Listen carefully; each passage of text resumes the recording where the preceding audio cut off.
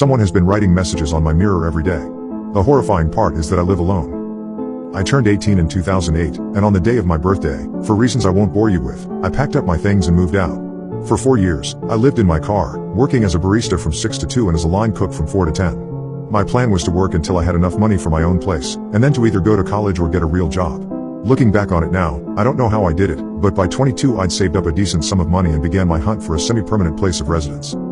I was living in Los Angeles at the time, and though housing prices weren't as bad as they are now, it was still a pricey county. After months of asking around, I was connected with Anders, an elderly man who was leasing a 2-bedroom, 1-bathroom house in North Hollywood for far below market rate. The catch, because there's always a catch when it comes to affordable housing, was that the house had been terribly maintained. It had been unoccupied for a year and would need some serious TLC before most people could comfortably reside in it. I, however, had been living out of a car for 4 years. As long as the place had running water, it would be an upgrade for me. I moved into the house in fall 2012. Anders gave me a tour before I got settled. He was a short, joyful old man, well-meaning but, how do I put this? Maybe not the most focused as a result of his age. At one point during the tour, he showed me the bathroom, then the master bedroom, then the bathroom again, then the master bedroom again. He was about to walk into the bathroom for a third time before I gently guided him down the hall. The house itself was livable but weathered. Dim lighting from outdated fixtures cast long shadows over peeling wallpaper. The ceiling in many of the rooms was discolored from past leaks, the faucet in the kitchen sink was broken, the bathtub was badly chipped, and a few of the cabinet handles fell off in my hand. It was a rundown place, located in a bars on the window kind of neighborhood, but still, it was my place. I was smiling ear to ear when Anders gave me the keys. It's a good house with good bones. You take care of it, now, he instructed, which I found ironic. Before he left, he paused in the front doorway, drawing a hand to his chin as he looked behind me into the house. I tried to follow his gaze, but couldn't figure out what he was looking at. Everything all right? Yes, just that something looks different about that bathroom, though I can't put my finger on what. Ah well, it's a good house with good bones. You take care of it, now. And with that, he gave me a nod and left me to my unpacking. I hadn't realized how much I'd missed living in a house. I didn't care how run down the place was, just having an accessible bathroom and a full-size mattress to sleep on made me feel like a king. After I'd spent a few days cleaning the place up, I invited my sister and her fiancé over for dinner. I'm sure it sounds stupid, but my newly acquired ability to host company made me proud. In no time at all, I'd comfortably settled into my new home. That evening, after saying goodbye to my guests, I took a shower. The bathroom lacked a traditional, above-the-sink mirror. Instead, it had a wide, full-length mirror mounted on the wall to the left of the vanity.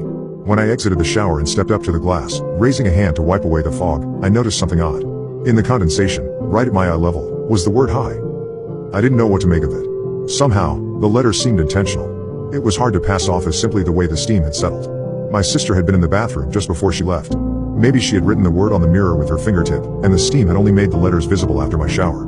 I almost texted her about it, but the message seemed ridiculous when I typed it out. Paranoid, even. I wiped the mirror down and turned in for the night, and soon I forgot about it entirely. The following week, I received a promotion at one of my jobs, and while I was grateful for the additional income, my new position meant longer days. Additionally, I realized that a few of the house repairs were beyond my ability, and so I started outsourcing some work to contractors. It was annoying to only have the house to myself at night, but I didn't have another option with my busy schedule. Things were generally progressing smoothly, though every once in a while, in the middle of the night, I would be awoken by a sound that I couldn't quite place. When I next noticed writing on my mirror, I had been living at the house for a month. The second sighting occurred in much the same way as the first. I came back home after work and took a shower. When I pushed back the shower curtain, I looked at the glass, and saw, written in the condensation, the words, "Staying long." Now, I could pass 2 letters off as a coincidence, but 2 words? An entire question? That was no coincidence. Someone had been in my bathroom, and recently. I had contractors in and out of my house all the time, so one of them could have written the message, but why? I got dressed and put a hand on the bathroom doorknob, about to go back into my bedroom, when it occurred to me that whoever had written the message might still be around. I slowly cracked open the door, peering down the dark hallway in one direction, then the other. I listened very carefully, but heard nothing. I walked around my house, which didn't take long given its size, and looked for anything out of place. All of my doors were locked, all of my windows were shut, and none of my personal items had been disturbed. If someone had broken into my house, they were long gone by the time I looked around. That second message put me on edge for days. I triple-checked that my windows and doors were locked each night. I looked in every potential hiding spot, of which there were few in my little house, after I came home from work and before I went to sleep. And yet, though I was certain that my house was secure, I couldn't shake the sense that something was wrong. A month passed without incident. I had almost started to feel at home in my new lodgings again until, one Friday morning, I awoke just past 3 a.m. I couldn't immediately tell what had woken me. Often, the house settled at night, creaking and groaning in ways that made it sound alive, but in that moment, the house was silent.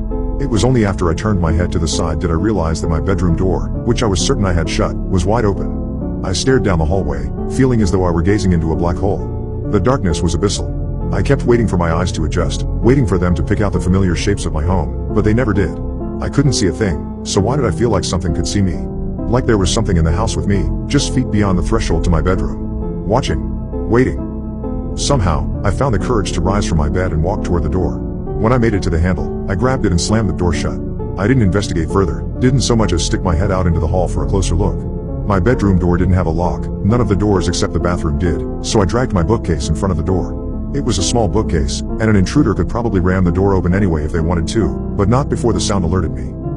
When morning came and I had to leave the house for work, I genuinely considered exiting my house through the window. I was almost late by the time I worked up the nerve myself to look around my house before I left. As always, I found nothing amiss. After work, when I reluctantly returned home for the night, I ate a quick dinner and hopped in the shower. I remember standing in the tub for a long time, mulling over my predicament. I'd heard horror stories about people secretly living in other people's homes. Maybe I had become a victim of a frog without even knowing, but if that was the case, then where the hell were they? There was nowhere to hide in that tiny house. I'd torn the place apart multiple times by then, checking every cabinet and closet. The inside of the house couldn't be accessed from the crawl space, and the air vents were too small for a person to fit in. Suddenly, I heard a click, so tiny that I'd almost missed it entirely. I tore back the shower curtain, gripping the shampoo bottle like I was about to bludgeon an intruder to death with it. As I'd come to expect, there was no one in the room, but there was a new message on the mirror. This one was bold, the easiest to read of any of the messages I'd received so far. It was 3 words long. I see you. Some awful amalgam of fear, confusion, and anger made my stomach churn. Ultimately, the latter emotion rose above the rest. I hastily dried off and threw on some clothes, then grabbed my phone from where I'd left it on the bathroom counter. I punched in Anders' number and glared at that damn mirror as I listened to the phone ring again and again. I'd started to think it was too late for him to be awake when he suddenly picked up. He started to ask me how I was faring in my new lodgings before I cut him off. I need you to tell me if there's some way that a person could be getting into the house, I said. Every night, I check every window and door, I check every cupboard, closet, and cabinet, and still things are amiss. You need to let me know if there's some entry point that I'm not aware of. Anders didn't seem to entirely understand what I was asking. What? What's getting in? You let me know if you're having rat troubles. My last tenant before you had rat trouble sometimes. Yeah, sure, I've got rats. Besides the doors and the windows, how could they be getting in?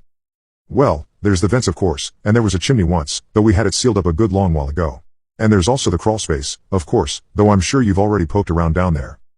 Though I knew the home had a crawl space, I'd never had much reason to investigate it. I was never able to find the entrance, even after ripping up all the carpeting in the house. Likely, hardwood had been installed over the access door, making it an unlikely point of entry for an intruder. How do I get down to the crawl space? Yes, you should give the crawl space a gander. I barely stopped myself from smashing the phone into the counter. I plan to. Where can I find the entrance? That'll be on the floor of the bathroom closet. I looked around the room. Surely, I'd misheard him. Either that or he was confused again. What? I know, it's an odd place for it, but it's only there because that room didn't always used to be a bathroom. The bathroom doesn't have a closet. Sure it does. Just to the left of the vanity. I looked at the mirror. At that long, oversized mirror. I'd always found it odd for a bathroom of that size to have a built-in floor-to-ceiling mirror. What was it that Anders had said when he'd first visited?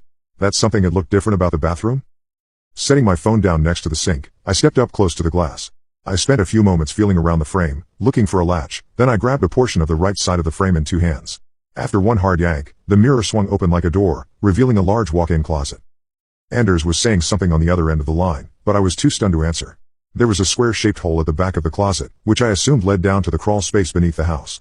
The closet floor was littered with all kinds of trash, filthy sheets, fast food containers, beer cans, and, I realized, some of my own items. Little things I thought I'd misplaced, a sock, a toothbrush, a comb, and a small, framed photograph of me, my sister, and our old family dog. I crouched down to pick up the photo, perched in the doorway as I studied my younger, smiling self. I heard Anders saying my name over the phone. Except, the voice didn't sound much like Anders at all. It was too deep. Too clear. Too close. When I looked up, a man was peeking out at me from the hole in the floor. He smiled at me, his eyes wide and pupils blown, his smile so wide it looked painful and his hair long and matted. He was only visible from the neck up, and the harsh lighting made it look like a disembodied head was grinning at me from the back of the closet. Horrified, I rose to my feet and ran. I didn't stop running until I made it to my car, which I promptly drove to my sister's house. The next day, I drove to the police station to file a report. An officer met me at the house to check the scene, and I showed him the hidden closet, which indeed had an entrance to the crawl space. My best guess was that the intruder was entering my crawl space from the small door on the side of my house. He'd likely been squatting in the house during the year in which it sat unoccupied, and when he saw it was being prepared for sale, he had disguised the closet door so as to keep a little room for himself. Why he decided to stay or why he was leaving me messages, I can't say. From his actions, and from what little I saw of him, I think it's safe to assume that he wasn't of sound mind. Unfortunately, the man was never found. For all I know, he's still in that same neighborhood.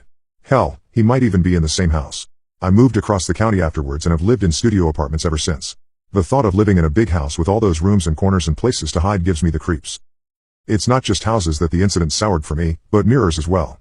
These days, when I visit a friend or stay at a hotel, I always have to carefully inspect the bathroom mirrors, shining a light directly into their faces and tapping a finger against the glass.